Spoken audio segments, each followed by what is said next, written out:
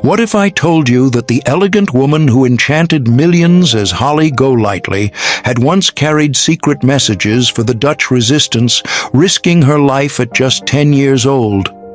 This isn't a Hollywood screenplay.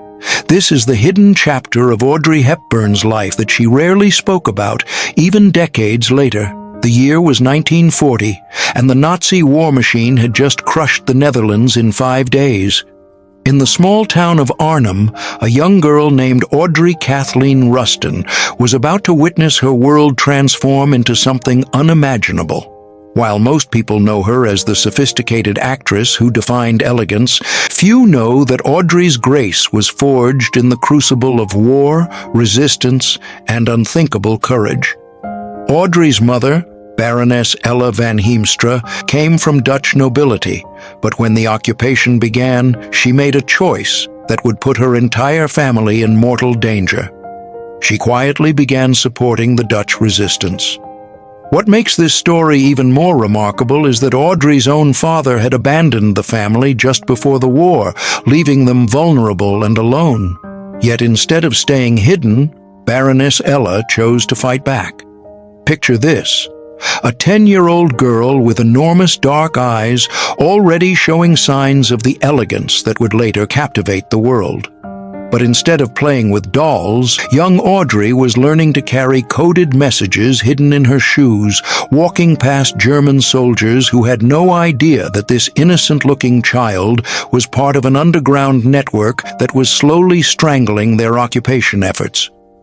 Here's what most people never knew. Audrey didn't just carry messages.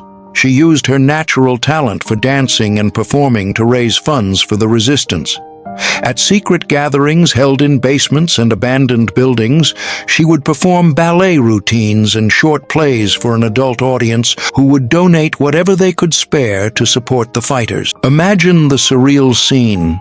In a country under brutal occupation, a child dancing gracefully while overhead, Nazi planes patrolled the skies. But the danger was very real. Audrey later recalled how her mother would whisper instructions to her. If anyone stops you, you're just playing. If they ask about the paper in your shoe, you found it and don't know what it says. The consequences of being caught were clear to everyone. Resistance members were shot on sight, and their families often disappeared into concentration camps. The winter of 1944 brought what the Dutch call the Hunger Winter.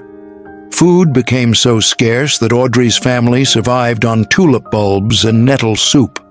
Audrey, now 15, had grown tall but remained painfully thin, a condition that would affect her health for the rest of her life. Yet even during this period of starvation, she continued her resistance activities. She later said that performing during those dark months gave people hope, something more precious than food. What would you do if you discovered this truth about someone you thought you knew completely? Most people see Audrey Hepburn and think of Breakfast at Tiffany's, but the real woman behind those iconic roles had already lived through experiences that would break many adults. Here's the detail that makes this story even more incredible. Audrey's uncle, Otto van Limburg-Stirum, was executed by the Nazis for his resistance activities. The family lived with the constant knowledge that they too could be next, yet they continued. Audrey later described watching German soldiers march past their house while she hid coded resistance communications under her mattress. The ordinary courage of a teenager who chose danger over safety, again and again. When Allied forces finally liberated the Netherlands in May 1945, Audrey had been transformed by her experiences. She had seen the worst of humanity, but also its capacity for incredible bravery. The war had ended, but for Audrey, it had revealed something fundamental about herself. She was stronger than she had ever imagined. Years later, when reporters asked about her childhood, Audrey would often deflect, saying simply that the war was a difficult time. She rarely elaborated. It wasn't until much later in life that she began to speak more openly about those years, and even then, she downplayed her own role. "I was just a child doing what my mother told me to do," she would say. But the historical records tell a different story. The elegance and grace that made Audrey Hepburn Hollywood legend weren't just natural gift. They were qualities refined under the most extreme circumstances imaginable. Her famous composure, it came from learning to stay calm while carrying dangerous secret past armed guard. Her empathy and humanitarian work later in life with UNICEF.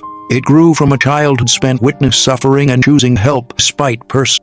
Think about this the next you watch one of her behind expressive eyes was a woman who had her country occupied, her people starved, her family threatened, yet had chosen courage. The poise you see on screen, room of all. Actual war. Audrey kept many of these stories to herself until she was older, not out what any decent person would do when faced with evil. That perspective, perhaps more than anything else, in final years, when asked about her legacy, Audrey didn't. She talked about the importance of helping children, of standing up for what's right, lessons learned when she was barely old enough to understand them. This was a woman who had risked everything for strangers, and who carried those experiences with quiet dignity, tempered by courage and refined by a child's determination to choose hope over fear.